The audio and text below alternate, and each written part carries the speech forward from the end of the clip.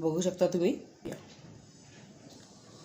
लसूण घातलेला आहे पहिला, तेल गरम झाल्यावरती आता मिरच्या घातलेल्या आहेत, हिंग घातलेलं आहे थोडंसं। ही भाजी थंड असते म्हणून उन्हाळ्यात करून खावी। आता कांदा घालायचा आपल्याला। एक मोठा कांदा घेतलेला आहे बारीक चिरून, तो घातलेला आहे, तो देखील परतून घ्यायचा आहे आपल्याला।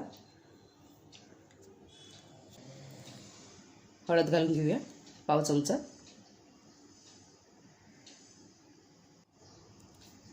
आता भाजी घालायची आपल्याला।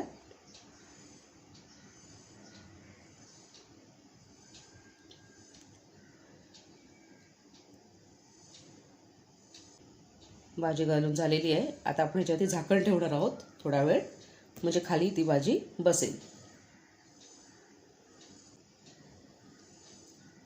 झाकण काढलेलं आहे मी, बघू शकता।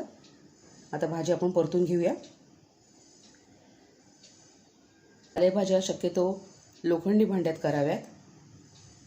झाकण ठेवायचं आता परत,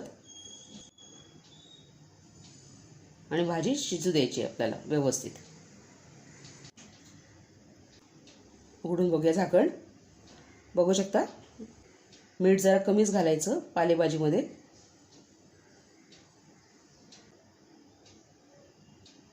भाजी एकदा परतून घेतलेली आहे, परत एकदा तयार झालेली आहे ती। आता आपण डिशमध्ये काढून घेऊया।